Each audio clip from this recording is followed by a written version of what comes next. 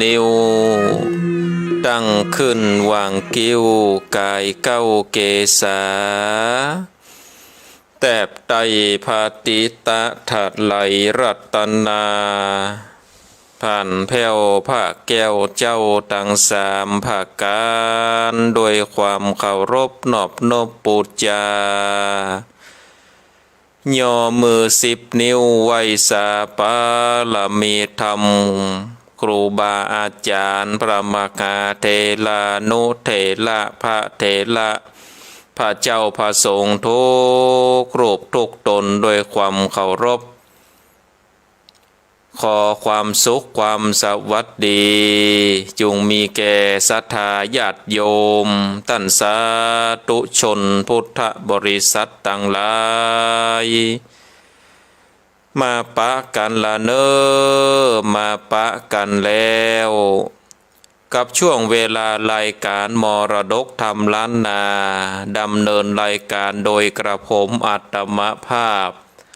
พระครูสังฆลักษณะอัตรัตนสิริวัดหริกาลามสันมณะตำบลต้นทงอำเภอเมืองจังหวัดลำพูนก็ได้นำเอารายการมาพบกับศรัทธาญาติโยมท่านสาธุชนพุทธบริษัทต่างหลายตั้งแต่เวลา3:30 ถึง5:00วันนี้ก็มาพบกันในวันพุธที่7เดือนสิงหาคมพุทธศักราช2567ก็ได้มีบุญมาปะกันแถมวันหนึ่งมาปะกันแถมพุธหนึ่งเนาะศรัทธาญาติโยมหลายที่หลายทางก็อาจจะสดับรับฟังผ่านทางสถานีวิทยุหลายที่หลายทางก็อาจจะสดับรับฟังในระบบอินเทอร์เน็ตหลายที่หลายทางก็อาจจะฟังทางระบบ Facebook ก็มีคือกับศรัทธาญาติโยมต่างหลายได้เลือกที่จะสดับรับฟังนั่งยังรายการมรดกธรรมล้านนาในเช้าวันนี้ก่อนที่เขาจะได้สดับรับฟังพระสัทธรรมเทศนาแบบปื้นเมืองเหนือก็เชิญจวนป่อออกไม่ออกศรัทธานาบุญพุทธบริษัทต่างหลายได้ไหวพระได้กล่าวกรรมปูจาพระรัตนตรัยโดยกันก่อนเนาะเป็นการย้อมจิตย้อมใจจะได้พร้อมในการสดับรับฟังพระสัทธรรมเทศนาเจิญจวนท่านทั้งหลายได้ไหวพระด้วยกันเนอกราบหนึ่งกราบสองกราบสามอิมินาสักกาเลนะพุทธังปุเชมิอิมินาสักกาเลนะธัมมังปุเชมิอิมินาสักกาเลนะสังฆังปุเชมิอะระหังสัมมาสัมพุทโธภะคะวาพุทธังภะคะวันตังอภิวาเทมิกราบสวากขาโตภะคะวะตาธัมโมธัมมังนัมมัสสามิกราบสุปฏิปันโนภะคะวะโตสาวกสังโฆสังฆังนะมามิกราบ นะโมตัสสะภะคะวะโตอะระหะโตสัมมาสัมพุทธัสสะนะโมตัสสะภะคะวะโตอะระหะโตสัมมาสัมพุทธัสสะนะโมตัสสะภะคะวะโตอะระหะโตสัมมาสัมพุทธัสสะอิติปิโสภะคะวะอะระหังสัมมาสัมพุทโธวิชชาจารณะสัมปันโนสุขโตโลกเวนโทอนุตตาโลโปเลสะธรรมสาลาเทสัทธาเทวามโนสานังพุทโธภะคะวะติสวะคาโตภะคะวะตาธัมโมสันทิฏฐิโกอาการเลงโกเอกงิปัสสิงโกโอปานะเยโกปัจจตังเวทิตาโพวินโยเหเตโสปฏิปันโนภะคะวะโตสาวกสังโฆโจปฏิปันโนภะคะวะโตสาวกสังโฆญาญาปฏิปันโนภะคะวะโตสาวกสังโฆสัมมิจิปฏิปันโนภะคะวะโตสาวกสังโฆญาติทังจัตตาเลโปเลสะโยคะเนอัตตาโปเลสะโปกาลาเอสะภะคะวะโตสาวกสังโฆอะโหนายโยปะโหนายโยทาเกนายโยอัญจเลกาละเนโยอนุตตะลังปุญญาเขตังโลกัสส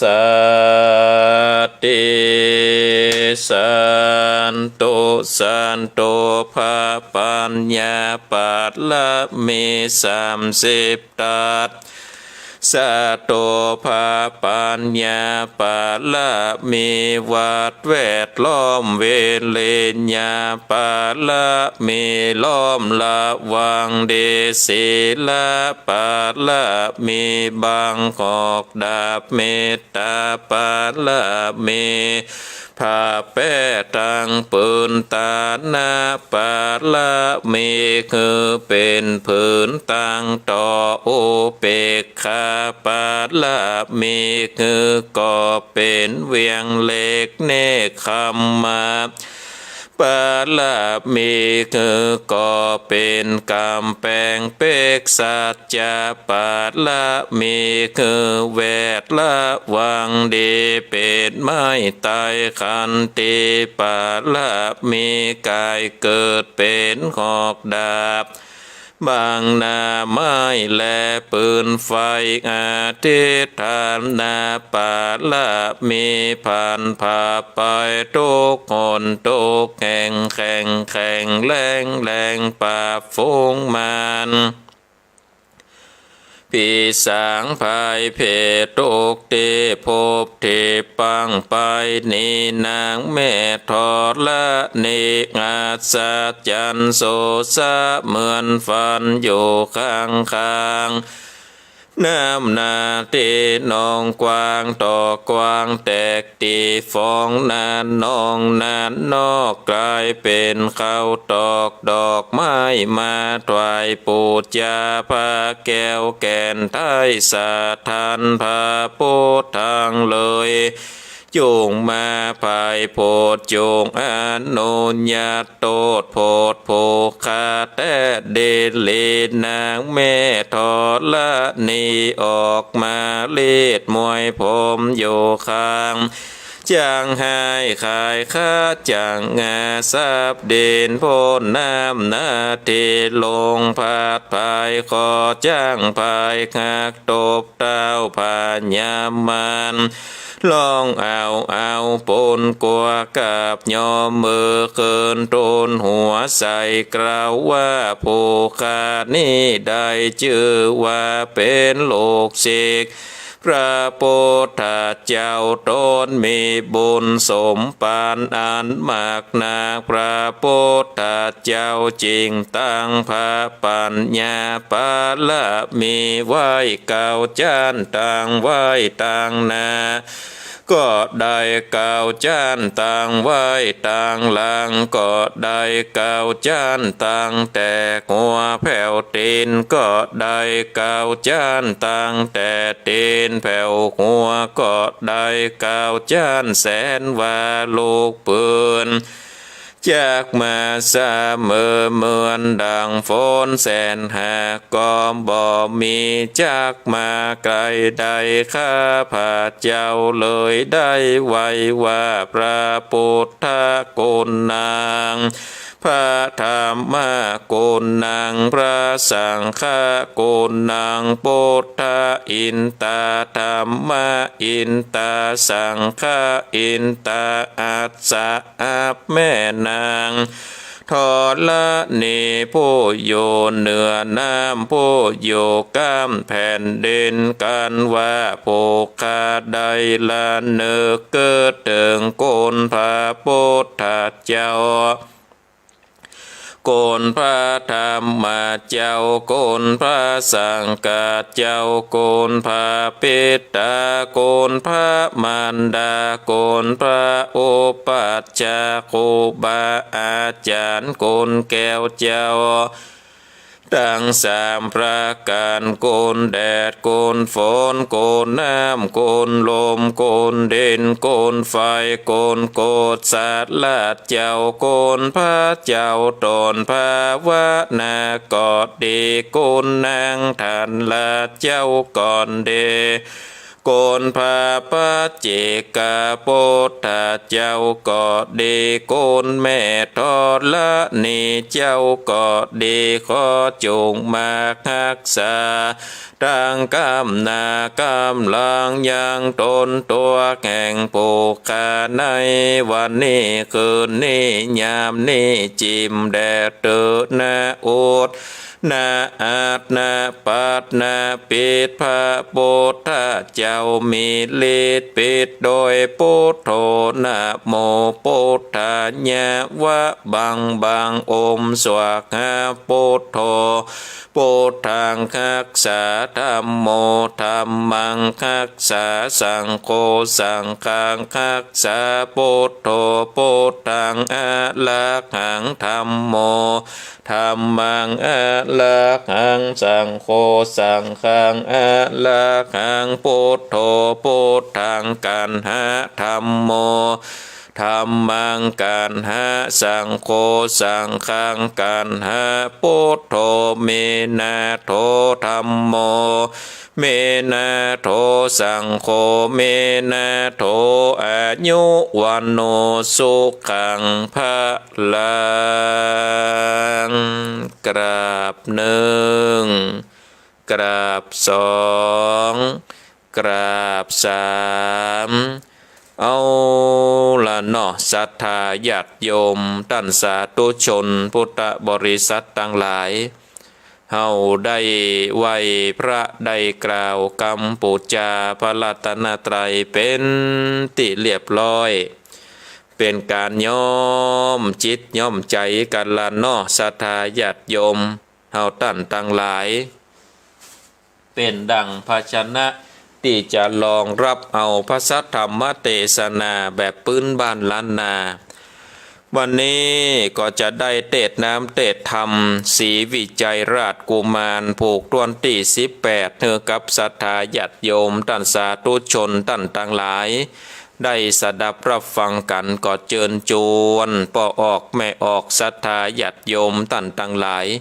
ได้สดับรับฟังพระสัทธรรมเทศนาสีวิจัยราชกุมารผูกตวนที่18แบบปื้นบ้านล้านนาเป็นลำดับต่อไปนะโมตัสสะภะคะวะโตอะระหะโตสัมมาสัมพุทธัสสะอันเทโกมปุเรโสเมนเตลานากาเลเวกาลันโตอัญญติโกอาโกเสเตสัตวนดุราสะโปเลสะตังหลายผู้คงควายไข่ภาคนิปนจากสงสารถึงนิพพานเวียงแก้วเป็นที่แล้วสุดไปศรัทธาทั้งหลายพร่ำพร้อมมานั่งน้อมฟังธรรมจงดาจำติดต่อตามบาทข้อบาทเลวะอาเทโกโปเลโสในกาละนั้นสายยังมีใจยากไรงานนาถาบอบมีวงสาปิดนองตังเปื่อนป้องสากไงตัวเดียวได้เปียววางแอวขับจังตังวานหอเงินมันอยู่ไกลเงินเศรษฐีใหญ่เงินลายถึงแรงง่ายขับเข้าเศรษฐีเจ้าเงินนำก็เงือกะตามแต่งไว้ยังของกินใจหลายงานจีนปามันจืนยาวหอมตัวดาวอานากินคันทาลอยล่องปล่อยหลอดงองแดนไกลส่วนใจเข็นใจนั่นลากินแต่ข้าวได้กับกินอายลดเหล้าแห่งอาหารเจ้าเศรษฐีงานลมตีทิบตองมาลอดของฝาสารเป็นเนจากการจัดใจบ่ขาดได้วันใดมันก็ไข่เก่าโอกเงอเศรษฐีงูตามมีว่าขาดตุ้ยปีนี่เหล่าย้อนกินเข้าลำลายถึงแรงง่ายขับเข้าก่อนพ่อเจ้าเศรษฐีฮือดานเดแต่งกลางจืดยาวยากจีนยาวยางอาการสายลมปานไปลอดถึงที่จอดเกะหาข้าก็ได้กินข้าวกับกินลดเหล้าตั้งวันเป็นนิรันดร์บ่ผ่อนตั้งแต่ก่อนหลายปีปู่เศรษฐีใจถอยได้ยินถอยกำจากแห่งใจอนาถาอยากไรโมกแค่ใหญ่บางอำก็ไข่กำคำลาบคมขันนาเปลวไว้ว่ากูขะนิ่งใจคำเจ้าแต่ก่อนเก่าเดิมอ่อนหันสังหรณ์ลายหลากโปรดจัดนามากนาจะลดหาบอดได้จางเสียงควายจูอันกินตั้งวันบ่ผ่อนปล่อยอิดอ่อนน้ำนามึงบอดจากราวโอโกบอกงูเด่นเลสั่งมึงบอดดีแต่ใส่ทุกอยากไรอาจนาถาปล่อยปาลาแต่งแสงลักจัดลดแห่งอาคารตัวโตกผ่านบอกโหบอกตั้งอยู่ตามธรรมกะตามกรรมบาปเศร้าอันจากป่าเข้าอาบายเปื้อคือขายกรรมบาปบ่ได้ขาบด้วยไป เมืองจงไว้อย่าจะมาเป็นข้าตนโกกันเมืองบอดโจดังกล่าวจงฟังเฝ้าสาแวงการยังคำขามบอดน้อยนับ100เป็นแดนนำมาแทนบอดจากงานต่อหน้าเลวไว้เป็นสินไหมแต่เก้ากาดลักกินลดเหล่าอาหารใจคนผ่านหนุ่มเนากันปูเท่าเสร็จเทใครว่าเตเสียงขาดงอนไม่มาตั้งตนใจเวโวนลายแหล่จริงเก่าแก่กำไปว่าคาเข็นใจ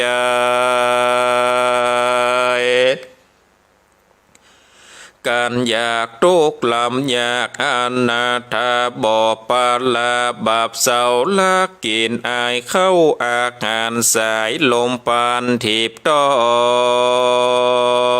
งไปหลอดข้องเกินตนโตตาโลนน้อยใหญ่จะเกิดได้สันใดบอกมีภัยบอกเล่าแต่ก่อนเก่าเมินมาตั้งคำขากามาขาดนิขาก้อยขานบอกเคยผ่านเอาได้จ่ายเลี้ยงซอยอินซีบอกเคยมีซีกเซลเต้าแข้งเหนียวในน้องตั้นจากปองเอาขามาเกี่ยวแย่งัวควายเป็นข้าใจอยู่ไกลจูจ่วยใจกาทำการพิษโบราณแต่โสดย้อนบอบมีโตดอันใดเศรษฐีจังไรปูท่าก็ตานเล่าลายประการใจคนผ่านกำผ้าก็ตอบตาตามทำต่างไข่กำต่อตรอยมีบอดน้อยลายอ่านแล้วประการใหญ่บาดไปเงินพลเทวะอามาตย์บัดเดียวต่างจัดเลวเก่าโอคืออามาตย์งูตามีและนาโสภัลละเทโวส่วนว่าปัลลาเทวะอามาตย์ฟังถอยวาดกำจาอันสองขาเก่าจีเงือแจ้งที่เลวไว้จริงจะใครตามเล่าเชิงปูเท่าเศรษฐีว่าโปจะนามีลายหลากจะลดหากเนกายย้อนตนใจอยากไรกันอยู่ไกลเกกากินขันธาตุลดเหล่าแข่งโปจัดนาเจ้าเศรษฐีลมปฏิทิบตองไปหลอดห้องเกินมันเป็นนิลันคำเจ้ามันกินเขาแรงงายกับกินอายลายหลากอันลมหากปะไปตันจักไม่แนบมันดังใดลั่นกำจาหรือเจ้าคนนาโปงขาดอนุญาตวางไป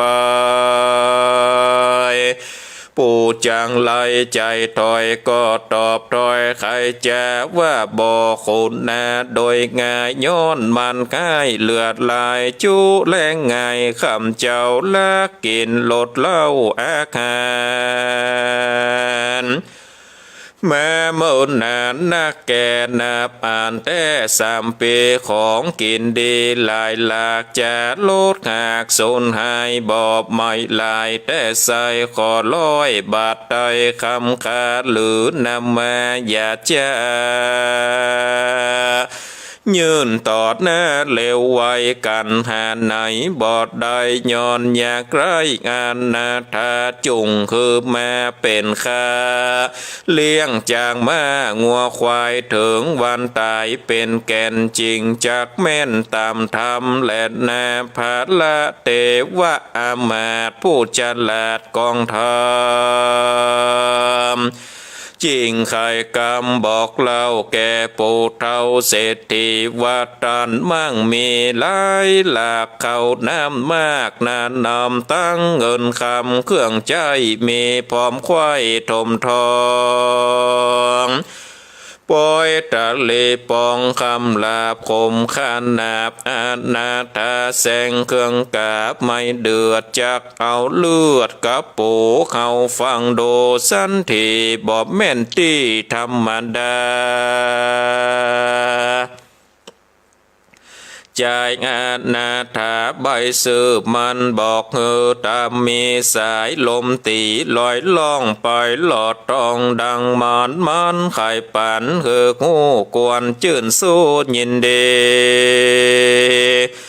ของใดมีกวนยืนโดยใจจืนจมบานคือคนผ่านอยากไรตั้งอยู่ได้นานไปปล่อยจากใหม่บอดน้อยนับผ่านลอยคำคาด้านจากกุนนาปงขาดอนุญาตวางไปเลือจักใหม่แนบมันดังใดลันกำจะลือหาคำขาบอดได้เป็นข้าใจถึงตายเขาในบายไข่โกจงกล่าวโอบาดเดียวเศรษฐีเลวบอดจ้าก็ตอบตากำไปว่าจากใหม่แต่ใส่บอดละไว้วางลาแหล่นามพาลาเตว่าอามาตฟังต่อยว่าเศรษฐีจริงไขว่าตีตอบทอยว่าใจหนุ่มน้อยอนาถาหาคำขามบอดใดเขาจากใจแต่นมันกันใครปานเสียงขาดก็เอาคำบาดคำขาการนาหนึ่งลอยมัดย่อนหอยเร็วไวเอาแว่นใส่บอดจ้าวางตอดนาเศรษฐีแว่นใส่ดีเป่งปอยหันคำร้อยตอดตาแล้วใครจะตันต่อว่าตันจูงพอเล็งไปคำขาใส่กามากอันคอยไว้นานนำดังของกินลำมวลหมู่อันมีอยู่เก๊กหากินขันธาตุลดเหล่าอันลมเป่าปะไปด่างเงาคำสายในแว่นก็หักแม่นเสมอกันด้านจูงปัญญาจ้าไปกลมกว่าเอามาเขานี่นาจากยืนโดยใจจื่นยินดีปู่เศรษฐีใจถอยได้ยินถอยกำจาแกนคนต่างตาผู้จัดลาดงอนไม่มาดเลือดลายยินละอายลายแลบอดจ้างแก่สันใดก็เลวไวกาภาคออกไปจากเกกาแล้วไกกาไปสูดยังที่อยู่เหมือนตนจุมโมโคนน้อยใหญ่โคแจงควายกินยาต่างโสมานาสาจุนแยวลือตัวดาวเวียงใจว่าบอบมีภัยฉลาดเต่าพละเตว่าอามาตดิเลพระประเจ้าตาเนใหญ่กว้างไพบ่ออ่างเตรียมตันส่วนกอดจันยศใหญ่นอพระติไว้บนนาฟังกำจัดเล่าแซวบอดตันเก่ากำได้เต้าขาดหนึ่งในสอดดันดักอยู่กันสันดีก็มีการแล่นนาอาเทกาติวาสังยังมีวันหนึ่งแล้วจุมโคนก้าวต่างตาตั้งเศษนามวลโมมาพร้อมอยู่จอมกันในงงกันภาษาทแห่งเต้าทิลาดองค์คำเปื่อปิจารณากรรมใหญ่น้อย ตามบาทถ้อยโบราณนอโปติญาณบุญใหญ่เกิดดาวไตรสีวิจัยราชลาจาไข่ลองพญาภาละเทวะอามาตย์ผู้จักฉลาดสันด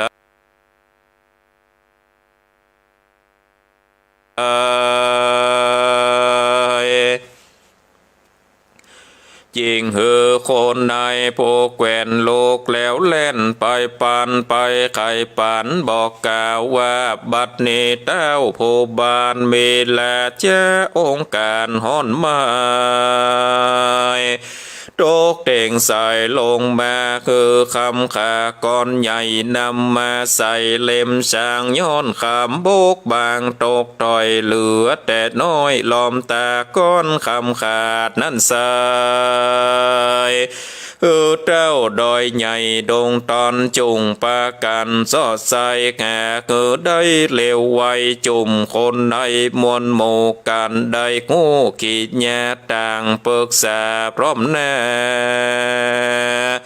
ว่าเขาเจ้าขาตั้งหลายจะคงควายสอดใส่ได้คำก้าใหญ่แดนได้ยินมองใจละหมอกกึดบ่ออกตันพะญาการว่าแหมบอดได้ต่างเต่าไทยไข่กำอาจญานำไหลแหล่เตียงโตแก่เงาลาจุ่มเศษแน่นมเท่าอามาดเก้าโปโลกิตาจารบ่เจยบ้านจื่นจอยแน่ตามก้อยมองเงาต่างศพสาวดักอยู่ใจว่าโวเววาติดนั่นนาพัดละเทวะอามาตย์ผู้ฉลาดกองธรรมก็ไข่กำบอกโมว่าข้าแต่ปูเอาข้าอาสาคำใจตามเต่าไทยปัดมาตัวเดียวได้เต็ดโมกได้อยู่นั่นไป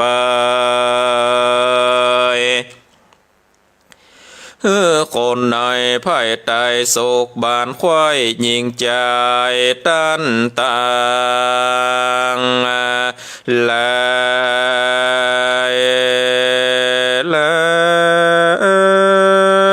มวนหมู่จุงปอกสู่เกกหาถึงวันผูกเจ้าก้อยตายเต่าภายผ่านคือมาปากันมาไวยังเต่าไทยผู้ทอนดังเดิมอ่อนเมื่อก่อนอย่าได้ผ่อนวางลาจุ่มเศษแน่นมเท้าตั้งอามาตย์เก้าปาโลกิตาจารย์ฟังคำขานโอกาสแห่งพลาเทวะอามาตย์คนในต่างมีใจจื่นโซสาธุโยเนืองนอนแล้วปากันปอกสูตรยังติโยเงินตนและนาปนาเทวะเสกันวันโลนแจงส่องกันควายของทรเน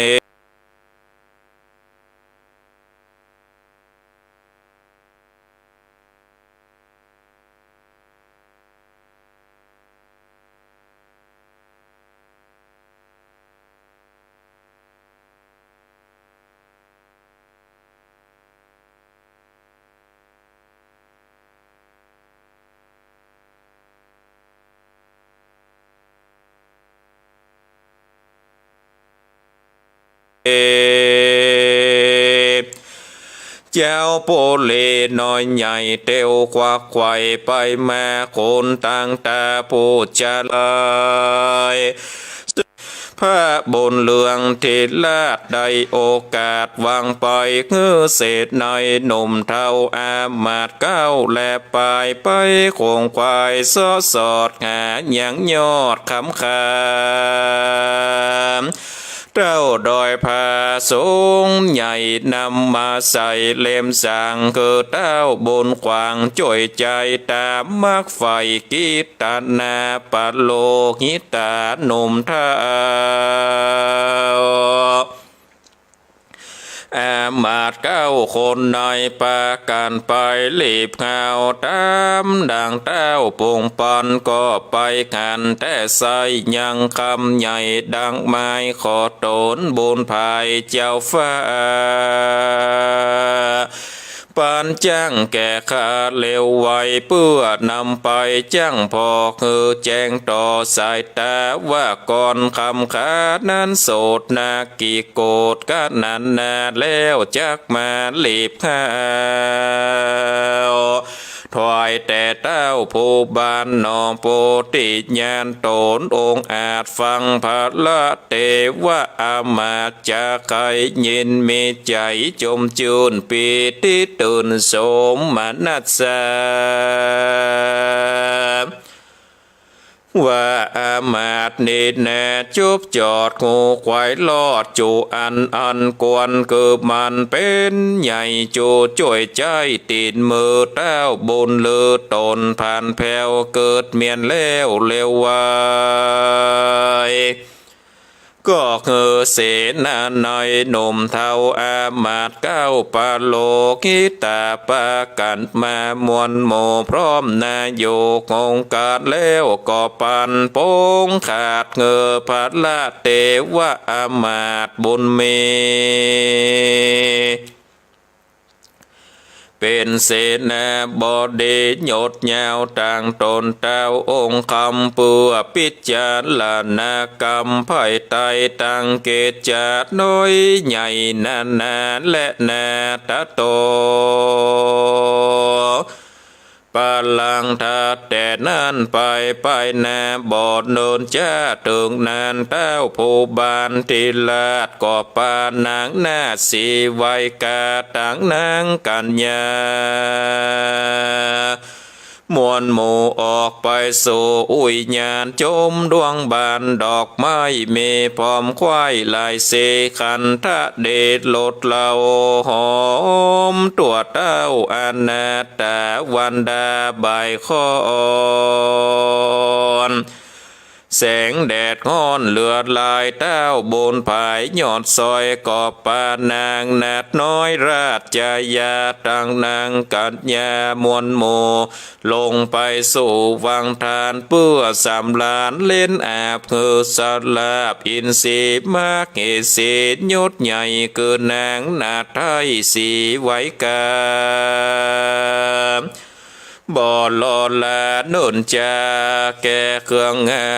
นลังการเกิดมุกดาการการใหญ่คือนางกอมใจเตรียมใจขับเอาไปพอเฝ้าอยู่ปืนเก้าฝอยนา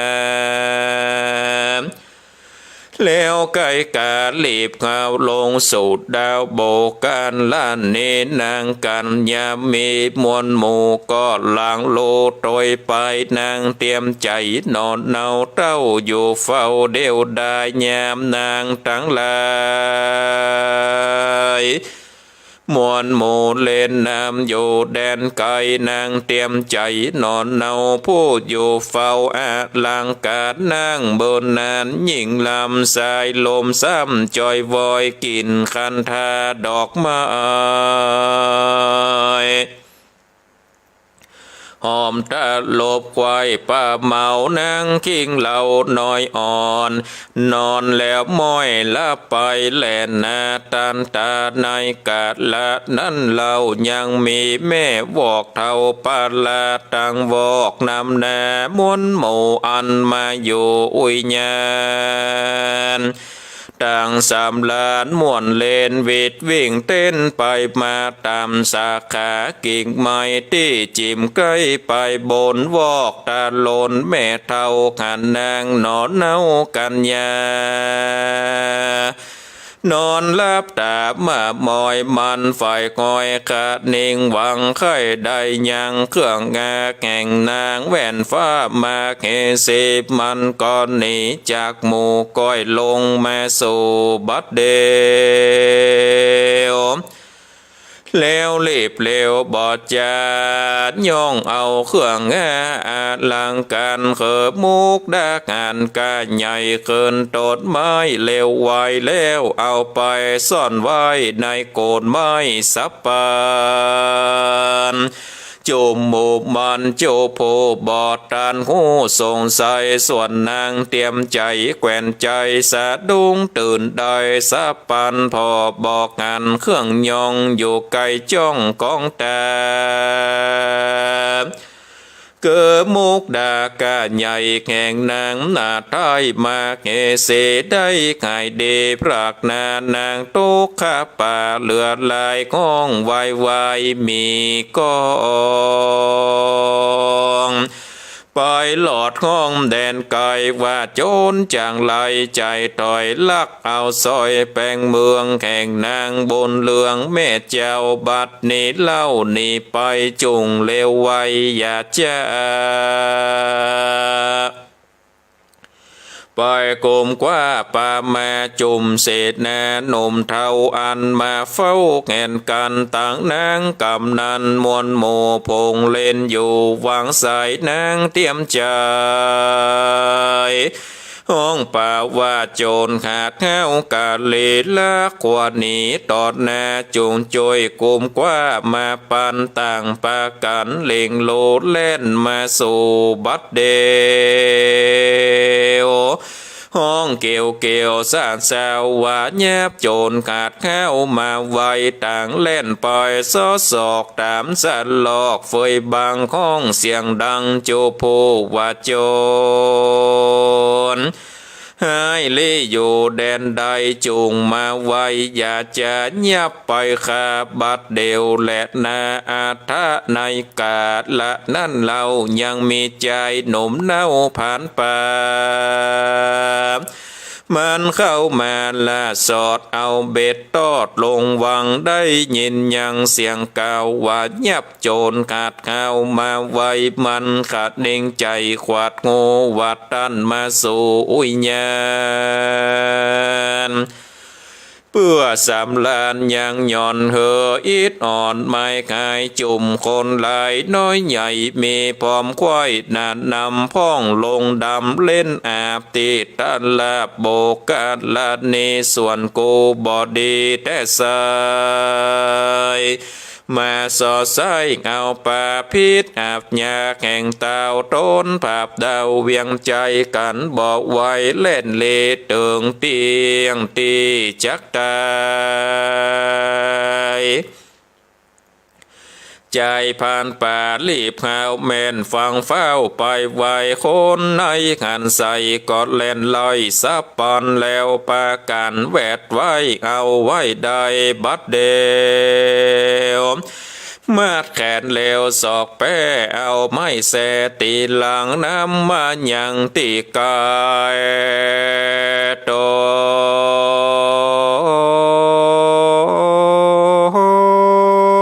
เต้าไทยผู้บานขาบทุนสารบอกเล่าแก่เต้าเจ้าตามเมนอมโมนีต้นองค์อาจก็คืออามาตั้งตาไขว่าจะทำที่คือมันจี้จะขายคนตั้งใจตามเล่าว่าดูราใจบาปเศร้าผ่านป่ามึงเอามุกดากาใหญ่ไปซ่อนไว้แดนใดจุงเลวไว้กระโอเฮอโกโหตามเมการหับว่าจีบอปากโตดมึงหากเติงตายมึงอย่าหมายได้หลอดพ้นจากขอดมอนลานนาใจผ่านป่าหนุ่มเนาบอกหูเก้าแนวใหญ่ฟังกำไข่กำลาบสันทานทาบตั้งตัวมีความโกรธลายแหลขะนิ่งแผ่ไปมาว่ากันจากกระโอว่าคาบอกหูบอกหานบ่ได้ผ่านหลักย่องเอาเครื่องย่องลาจันเทวีเขาเตียงตีข้ามลาบกลมขนาบเอาตายจริงอุบายกล่าวถอยเป็นกำถอยมุสา ว่าซอยมุกดากาใหญ่แข่งแม่ไทยจอมไตขาดลักไปแต่เล่าได้เงอแก่เจ้าเศรษฐีชื่อมันมีดังนี้แต่ก่อนกี้ยำมาคุณต่างตาบ่จากพวกกะใจไฟเข้าเวียงใจไหวว่องไปหลอดของเกกหายับเศรษฐีมารีบข่าวแล้วตานกล่าวจะทำว่ามุกดางามบ่สาวแห่งแม่เจ้าเทวีต้านบอดเดโลบใหญ่ต้านเอาสอนไว้เสียดหน่อยจงได้จะขายก่าวเจเงอแจ้งที่ตามีปูเสถเทบอกโง่เก้าขีดหญ้าใจเววาสัตว์ลังเหือดย้อยลังเป็นสายยินกวดตายนักแก่ก็เก่าเก้ไปปันว่ากาเอาปานยืนตอนแต่เมื่อก่อนยามมาแก่ปะโลคิตาปูเท่าอันเป็นเก้าอาจารย์ย้อนมุกดาหารกันใหญ่บอกกวนประดับใส่กันยาคนต่างตาฟังแล้วก็เกิดพวกแก้วคนหานยาโปโลคิตาจันปูนใหญ่แม่ตีไก่บัดเดียวแล้วจัดเร็วถามเล่าว่าดุราเก้าอาจารย์อันว่ามุกดาหารกันใหญ่ขังแม่ไทยเทวีตันเอาหนีลีซ่อนไปไว้บ่อนแดนใดสั่งจังไรใจโหดบอกว่าโตถึงโตเจ้าเนือกหัวโคตรไม่อาจยามใหญ่น้ำนาปาโลกิตาสัตดงสติฟุ้งเววนมีตัวตนไหววันบอดตังมันสันเด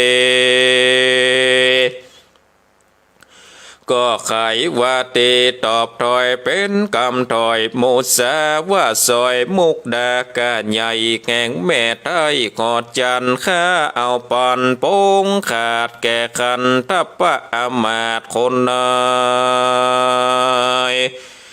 มันเอาไปจ่ายใจหรือเอาไว้เกกหาจุงยับมันมาทำทีมันเตียงจี้จากไกลขุนตั้งใจบอดจากพวกกระโยธาเยียบขันตาปะอามาตมาคำลาคมขนาบจะทำว่ามุกดางามก้านใหญ่แข่งแม่ไทยจอมไตมึงเอาไปสุกซ่อนไว้ที่บ่อนได้จ้ามึงจงจากล่าวโอเฮอได้งูตามมีฟังว่าเตเสียงขาดกำตาปะอามาตย์คนในยิงตกใจนักแก่ก็กล่าวแก้ไปปานว่าเอาปานยื่นแปะแก่แม่กำลังชื่อมันยังบอกไว้จือโยแจงใต้เวียงใจคนตั้งใจตั้นเต้าก็พวกเฮาโยธาหยับแม่กำลังมาบอดจ้าอยู่ตอดแน่บัดเดียวแล้วจะเลี้ยวตามเล่าดังกำเก่าไปหลังแม่กำลังสาวน้อยก็ตอบถ้อยไปปันว่าข้าบอกหันบอกโง่ว่ามีอยู่ตั้งใดบ่มีไปยกยืนโดยใจชื่นยินดีและนาในกาละนั้นใส่ตาวันใหญ่ลงแรงเต้าจอมแปงยศใหญ่หนอพระติไว้ถ้าลงทามได้ยินคำตอบตาอันคนตั้งหาใครจะพิจารณานาเสียงควายก็โง่ได้ในตนว่าจุมหมู่คนตั้งหาบ่ถอยจ้าเสียเส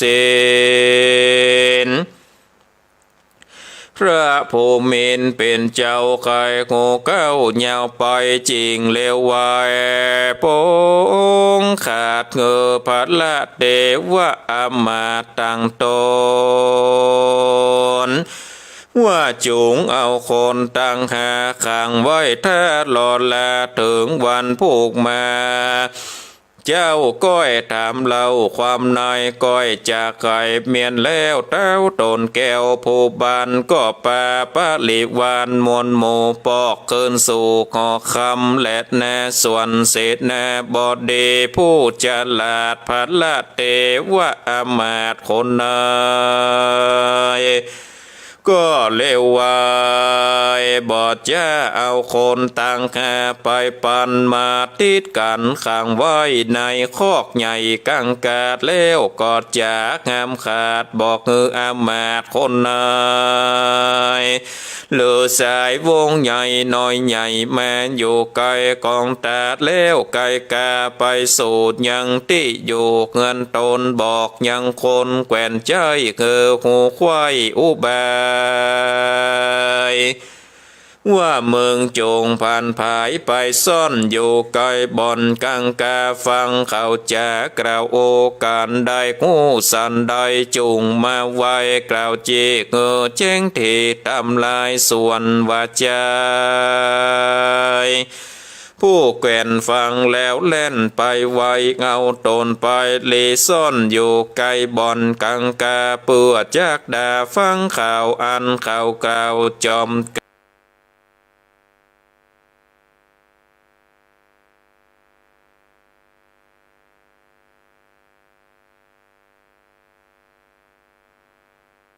กันและนานิทิตังขีญาสังวันนาวิเศษจากห้องเขตศรีวิจัยราชกุมารผูกตวน18อาจารย์โกดแขวดเป็นไม้ว่าจากจะหลายยาวแก่เยี่ยวพ่อแม่เอาอาจนั่งฟังมาแต่เจ้าจากปวดเข่าสันได้จริงอวสันเต้าอีเต้านี้หากวางก่อนและนาก็บังกรมโสมเลสเดชเอาละศรัทธาญาติโยมท่านสาธุชนพุทธบริษัททั้งหลายการได้เทศนาธรรมศรีวิจัยราชกุมารผูกต้นที่18ก็ได้ปริปุนังจบลงไปเป็นที่เรียบร้อยโอ้ทำก็ยาวเหมือนกันเนาะศรัทธาญาติโยมทำก็ยาวอยู่ก็ใจเวลาเทศก็พอสมควรและทำเรื่องนี้ก็มีอยู่ด้วยกัน25ผูกศรัทธาญาติโยมบัดเดี๋ยวนี้ก็ผูกต้นที่18ก็เหลือแถมลายผูกอยู่นะยังบัดจบอวสานเต้อนาทำศรีวิจัยราชกุมารมาเร็วพอเวลาตอนนี้ก็ตี4กับ26นาทีก็จักได้สรุปเนื้อหาใจความสำคัญให้กับศรัทธาญาติโยมท่านสาธุชนท่านต่างหลายได้ครับทราบได้ฟังกันแถมครั้งหนึ่งว่าทำศรีวิจัยราชกุมารผูกต้นที่18นี้เปิ่นได้อูได้จ๋าได้กล่าวถึงอันอย่างพ้องตะกี้ก็ต้องขอสุมาภัยศรัทธาญาติโยมอินเทอร์เน็ตลุดไปกำหนึ่งก็สักบึดใจนี่เนาะเพราะว่าอินเทอร์เน็ตนี่ตะคืนนี่มันเป็นฝนเนาะฝนตกลงมาแล้วก็สัญญาณมาขาดให้ขายบ่อเสถียรต่อใดมาเช็คพอร์ตเจ้านี่ก็มาอยู่หายไปเป็นเตื้อก็เลยได้เกาะสัญญาณอินเทอร์เน็ตแล้วก็ทำให้สัญญาณอินเทอร์เน็ตมันลุดไปมันเป็นแต่เครือข่ายเนอะศรัทธาเป็นแต่เครือข่ายก็บาจังจะว่าได้เนี่ยเนาะเฮาได้เปิ่งสัญญาณอินเทอร์เน็ตบางเตื้อมันมาเฮาก็ดีบางเตื้อบ่มานี่ก็เฮาก็ยังยังบ่ได้เพราะว่าเฮาได้เปิ่งสัญญาณอินเทอร์เน็ตนี่ก็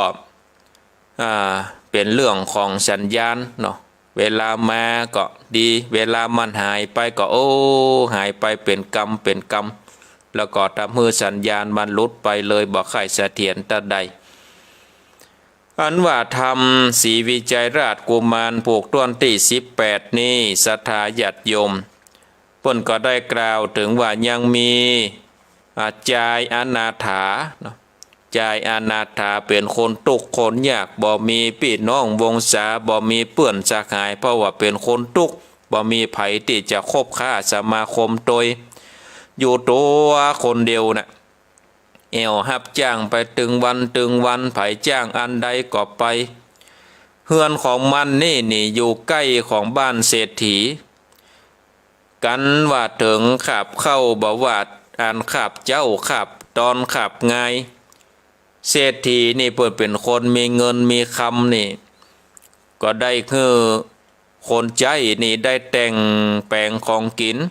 หลายอันบอกว่าจะเป็นจิ้นปลาอาหารเป็นทอดเป็นต้มเป็นเจ้าเนาะความหอมในกลิ่นของมันก็ลอยไปเพราะว่าบ้านสองเศรษฐีเนี่ยบ้านของจายตุขัตตะนี่บักไก่ตะใดรสของอาหารนี่มันก็ไปถึงบ้านของจายตุขัตตะโอ้มันหอมเนาะเวลาทอดจีนก็หอมทอดปลาก็หอมแกงพักแกงไม้แกงยังเป็นลาบเป็นซ่าเนาะกินมันก็ลอยไปถึงบ้านของจายตุขัตตะคนนั้นเองจายตุขัตตะคนนั้นได้กินได้ดมเอาอย่างรสของอาหารนั่นกินของอาหารนั่นก็จินตนาการว่าตัวเก่าได้กินจินทอดตัวเก่าได้กินปลาทอดเดียวกันเนาะ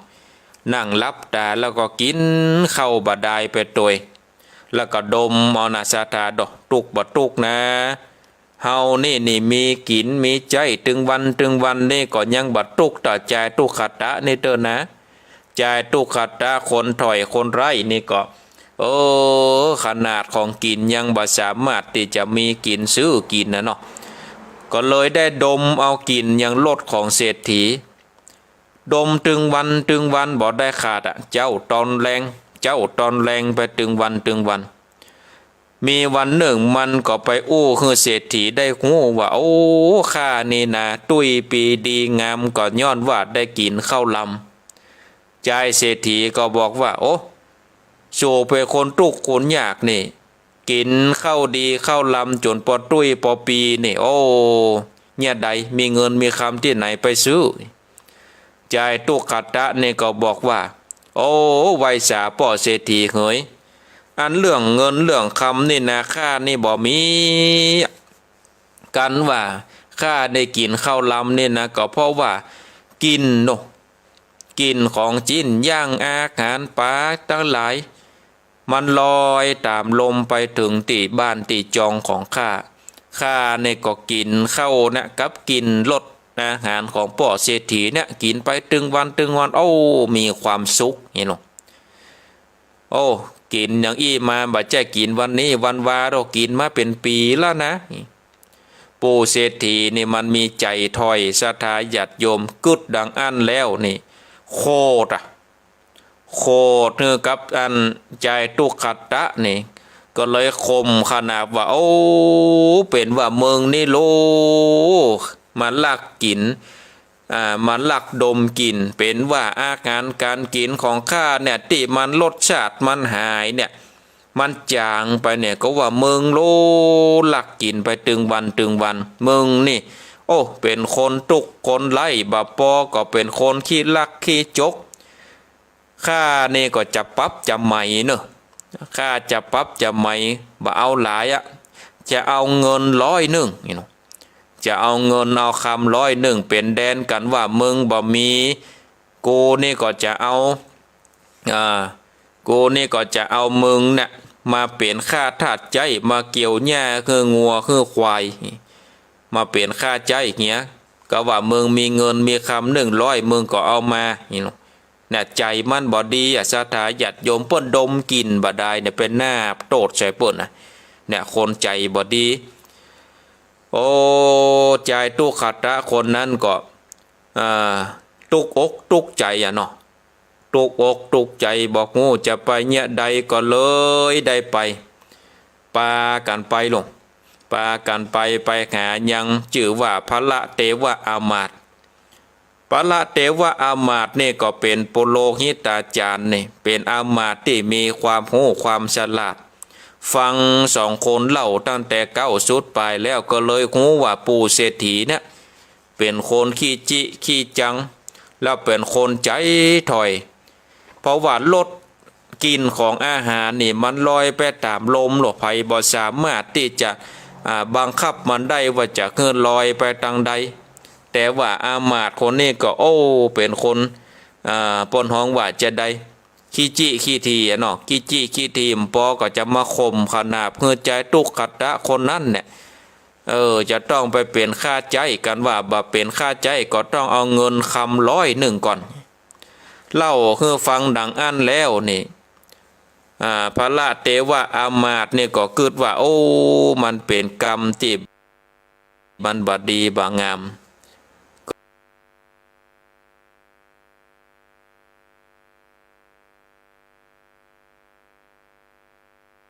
ก็เลยจะช่วยใจตุกตะคนนั้น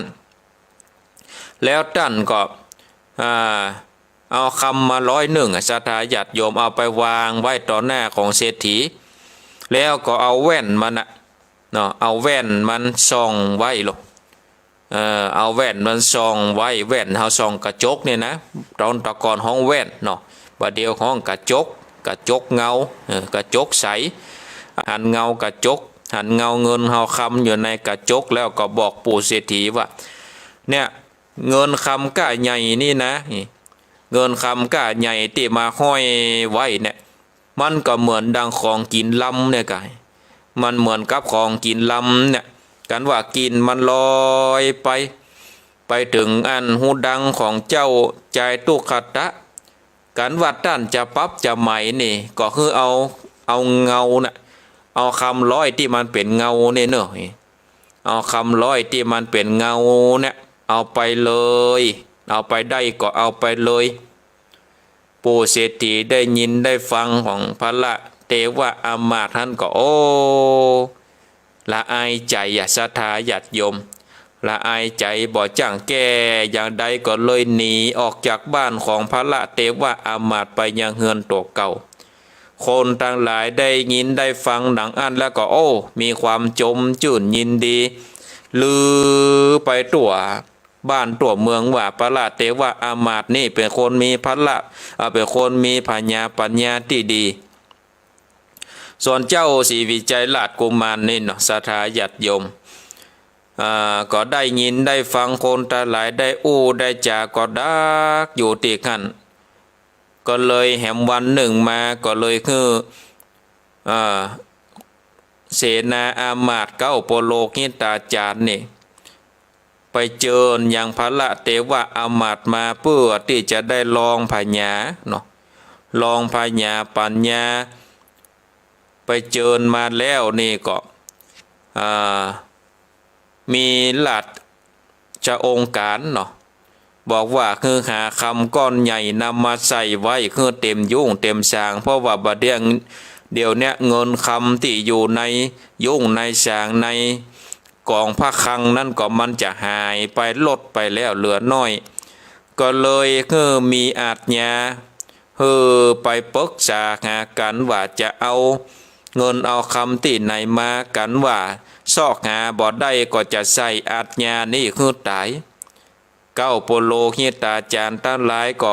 มีใจบ่จื่นเนาะมีใจบ่จื่นจะไปเอาเงินเอาคำที่ไหนมาพระเทวอามาตย์นี่เป็นคนฉลาดก็เลยบอกเจ้าหมูว่าไวยสาตันทั้งหลายข้าเนี่ยครับอาสาคำใจตามที่ตนเจ้าศรีวิจัยราชกุมารนี่ได้บอกได้จ่าคือข้าไปข้าก็จะไปคนเดียวนะ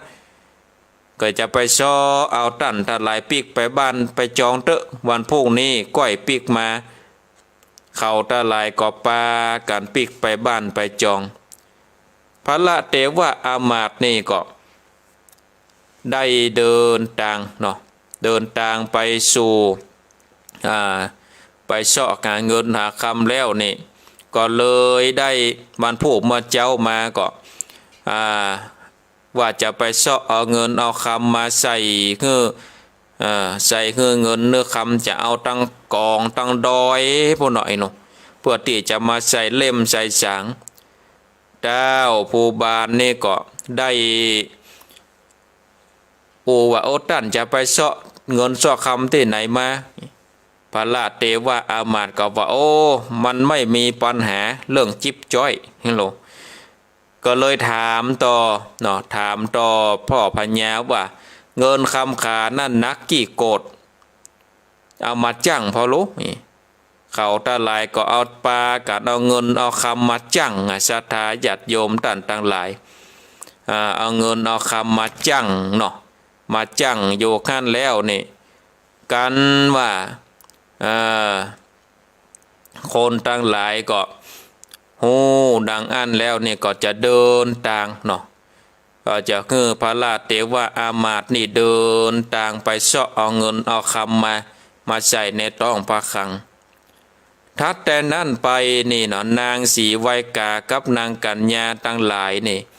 เดินออกไปศรัทธาญาติโยม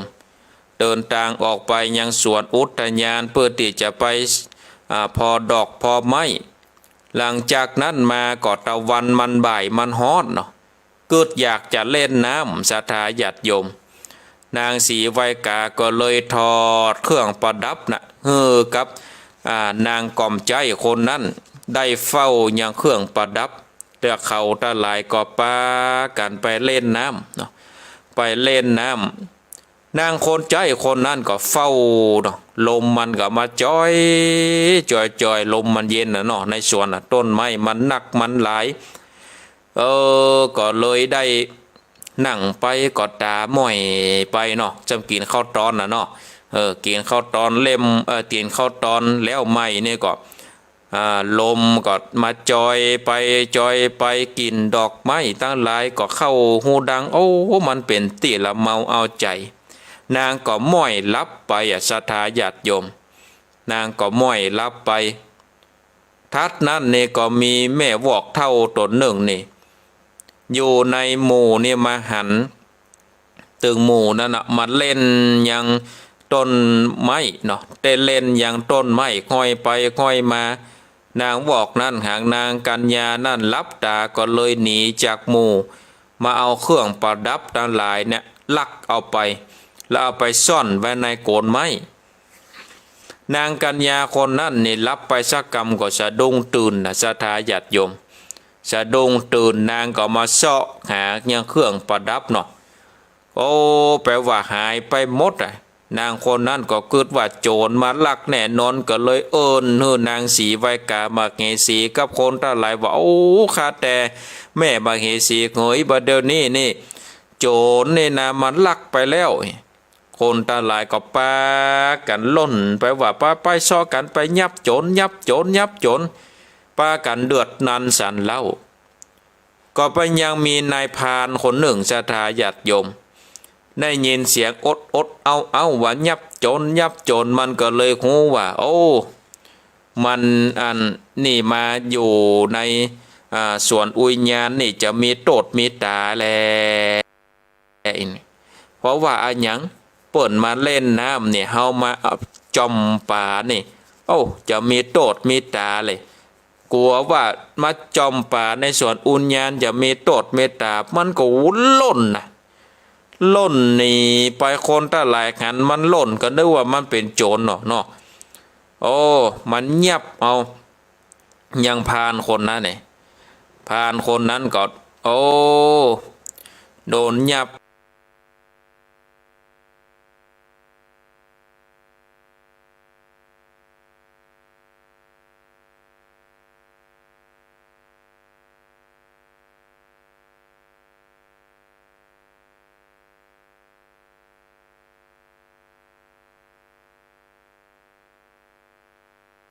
แล้วก็โดนมัดเมยได้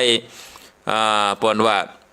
ตัวสั่นอยู่ขั้นเนาะตัวสั่นอยู่ขั้นทับมีความกลัวก็เลยบอกไปว่าโอ้ข้านี่บอกโหบอกหันนะ บ่ได้ลักย่องไปตังใดบ่ได้ลักเอาครัวของมเหสีไปตังใดจะคมขนาบฆ่าคือตายอย่างใดนี่ก็ตึงบ่สามารถที่จะบอกได้ว่าเอาเงินเอาคำใส่สร้อยไปที่ไหนข้าแต่แม่เฮ้ยเห็นลงมันก็เลยได้ออกอุบายว่าข้านี่ก็เอาไปกับอันเศรษฐีคนหนึ่งป่นมันมีอยู่นอกบ้านนอกเมืองป่นจิโตดไปแซ่เปิ้นศรัทธาญาติโยม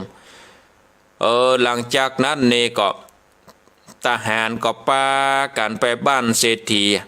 ไปยับเศรษฐีก็กลัวเป็นโตดเป็นตาก็เลยว่าข้านี่ก็เอาไป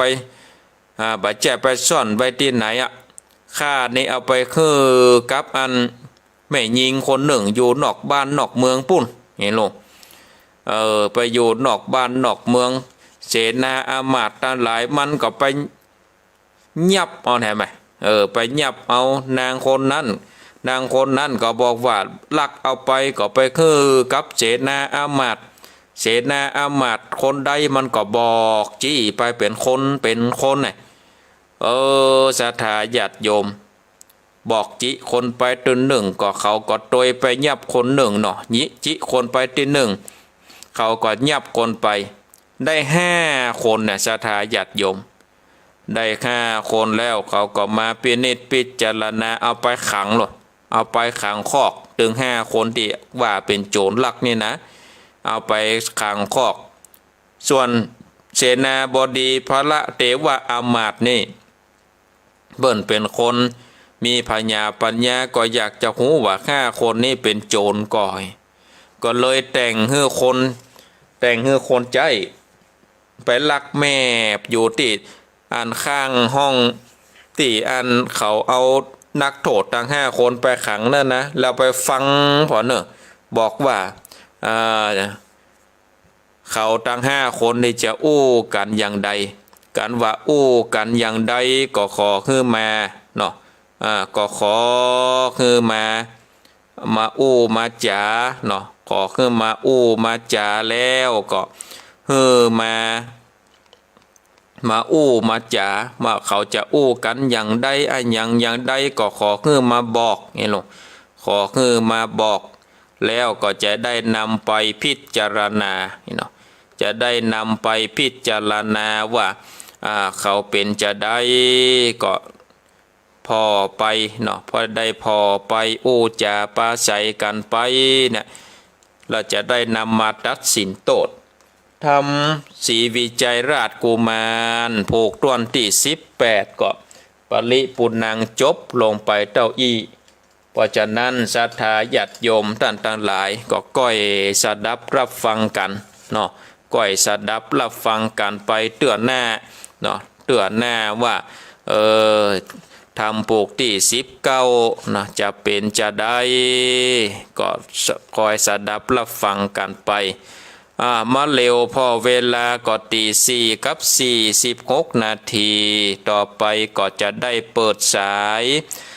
กับศรัทธาญาติโยมท่านสาธุชนท่านทั้งหลายได้โทรมา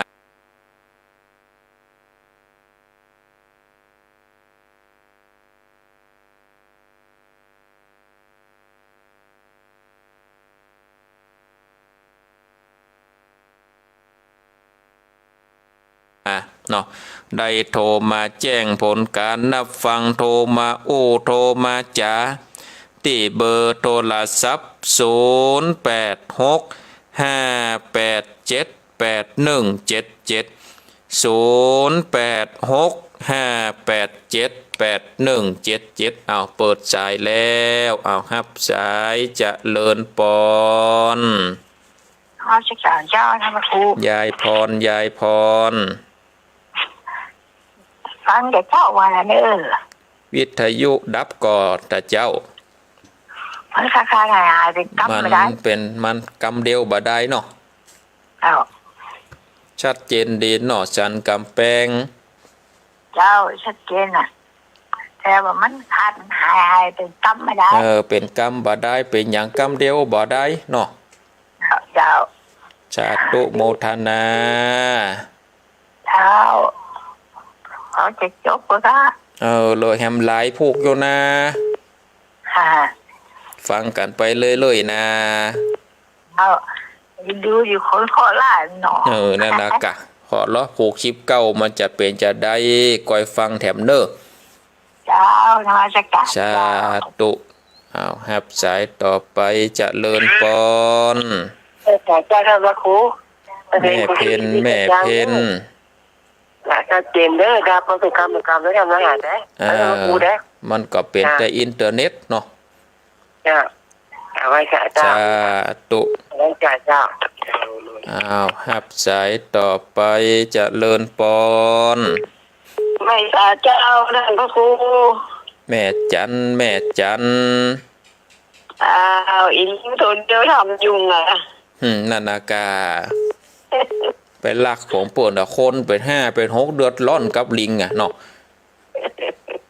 ต่างคนต่างมูดสักคนอาจจะยับไปหัน นันนากา ฟังไม่ออกมาอย่างใดนะ ฟังผูกชิปเก้าพอเราจะเป็นจะได้ สวัสดีเจ้าไหวสาเจ้า สาธุโมทนา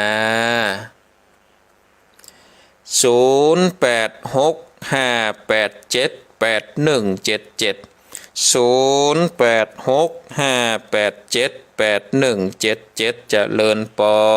น เจ้าแก่ไหวสาเจ้าท่านพระครูวันนี้ก็มีบุญแถมวันเด้อตื่นขึ้นมาได้มีลมหายใจได้ไหวพระฟังธรรมกับท่านพระครูแม่สุแก้วศิลาพรสิทตี้บ้านโองหลับปูนเด้อเจ้าโอ้ประเด็นนี้ผูกที่18แล้วเนาะเจ้า 18แล้ว เจ้าเอาตอนตายนี่มันสะดุดไปเป็นกรรมแล้วท่าน มัน พระ อั คน รู อินเทอร์เน็ตมันลุดไปเป็นเตือ เจ้าแล้วมันรุดแบบเมินหาก็ฟังได้อยู่เจ้า สาธุโมทนา 18.75ว่าโรยตองซักนะเจ้าท่านพระครู สาธุ เลยเด้อเจ้าเด้อสาธุเจ้า สาธุเอาหับสายต่อไปจะเลินปอน แกไรสาเจ้าท่านพระครู แม่สีทอน เจ้าวิทยุดับไปแต่เจ้าแล้วเนอะ ของอันพระบาทอุดมกะ เจ้าพระบาทอุดม พระบาทอุดมดับไปเนาะ เจ้าไม่สิทอนฟังตังเฟซเนี่ย ฟังต่างเฟซนี่ชัดเจนอยู่เนาะ เจ้าชัดเจนดีเจ้าทำก็เข้มข้น ฟังกันไปเรื่อยๆนะ เจ้าไว้สาเจ้า บุญรักษาหับสายต่อไปจะเลินปอนจะเลินปอน เจ้า จากที่ไหน จากเมืองเจ้าเจ้า เมืองเป้าเจ้าบ้านหนองประมาณตำบล หนองป่ามันหลวงปู่ครูบาประเสริฐเนี่ยเนาะ เจ้าใกล้ๆกับวัดครูบาเนี่ยเจ้า ใกล้ๆกันเนาะ เจ้าแม่ชื่อบุญแม่บุญไรพงพิงเจ้า ชัดเจนดีเนาะแม่เนาะ ฟังตลอดเราฟังผู้ตนผู้องค์เจ้า สาธุโมทนา ตู้เจ้า ครับสายต่อไปจะเลินปอน ไว้สาครับท่านพระครูที่จังทั้งเยอะครับ ก็นานประเสริฐ ครับน้อยนี่ชัดเจนดีครับผมมีอย่างรบกวนนิดหน่อยพระครู ชัดเจนเนี่ยเนาะฝนตกก่อทางเมืองนั่น วันนี้ฝนตกครับ แต่คืนนี่ตกอยู่กะ เอาครับคืนนี้ตกครับ แต่คืนนี่ตกวันนี้ยังแล้วเนาะ ครับนั่งแล้วครับกำลังใจพระครูนะครับ สาธุ ครับเป็นโฟนลุงเคยเก็บออกเอาลูกหลานต่อไปครับ สาธุโมทนา สาธุครับนี่ บุญรักษาเนื้อปนาเนื้อ ครับสาธุครับก็เหมือนกันเนาะ หับสายต่อไปจะเลินปอน เจ้าสาธุเจ้า จากที่ไหน เรื่องหนองร่องเจ้า เวียงหนองล่อง แม่น้อง แม่น้อม แต่เจ างเจ้า ชัดเจนดีเนาะ เจ้า สาธุโมทนา เราสาธุจ้ะ เอาครับสายสุดท้ายเจริญปอน เจ้าแม่ตั้งเนอ จากที่ไหนแม่ แม่สิเลยปลาลานโดยสุกิจเจ้า เอาปลาลานดอยสะเก็ด คำพูนี่ยาวเนาะเจ้า เอาแยวเหมือนกันนะ เจ้าต่อไปให้จม่วนต่อไป นะกะลองฟังต่อไปนะยังแหมหลายผูกอยู่ เจ้าหลายคน สาธุโมทนาขออนุญาตยกหูก่อนเนอะศรัทธาญาติโยมเพราะว่าเวลาก่อนไล่หลังมานี่แล้วขออนุญาตยกหูก่อนสาธุโมทนาทุกเสียงทุกสายมาทวนสายก็มีสายที่หนึ่งยายพรร้องงัวแดงสันกำแพงสายที่สองจากแม่เพนเวียงหนองล่องบ้านตาจ้างสายที่สามจากแม่จันเลือนใสเวียงตากการสันปัดตองสายที่สี่จากแม่สุกแก้วบ้านสีเตี้ยอำเภอบ้านโฮงสายที่ห้าจากแม่สีทรชัยปราการอันนี้ก็วิทยุของพระบาทอุดมดับไปต้องฟังทางระบบเฟซบุ๊กสายที่หกจากเมืองเป้าบ้านหนองปะมันสายที่เจ็ดจากป่อหนานประเสริฐอำเภอนาน้อยสายที่แปดจากแม่น้อมเวียงหนองล่องสายที่เก้าจากปาลานเด็ดสะกอยดอยสะเก็ดได้เก้าเสียงเก้าสายตลอดถึงศรัทธาญาติโยมที่มารับชมรับฟังในการถ่ายทอดทางระบบเฟซบุ๊กก็สาธุอนุโมทนากับทุกท่านทุกคนเนอะที่เข้ามารับชมรับฟังตั้งแต่ต้นจนถึงปลายยังรายการมรดกทำปืนบ้านล้านนาเอาละเนาะศรัทธาญาติโยมก็เวลาก็ถึงปังสุดปังซอยก็จะขอนำเอารายการได้ละจากศรัทธาญาติโยมท่านสาธุชนท่านทั้งหลายไว้เพียงเท่าอี้ก่อนวันพุธหน้าก้อยมาปะมาพบก้อยมาสดับรับฟังพระสัทธรรมเทศนาต่อไปแถมเน้อทำสีวิจัยราชกุมารยังบ่จบบ่สุดบ่ซอยเตนาเป็นกู้เป็นกีมฟังกันไปวันนี้ขอนำรายการได้ลาจากศรัทธาญาติโยมท่านสาธุชนไว้เพียงเท่าอี้ก่อนขอความสุขความสวัสดีจงมีแก่ศรัทธาญาติโยมท่านสาธุชนทุกท่านทุกคนนึกคิดสิ่งใดก็ขอให้สมดังความมุ่งมา่ปรารถนาเหมือนกันทุกท่านอายุวันโนสุขังพลัง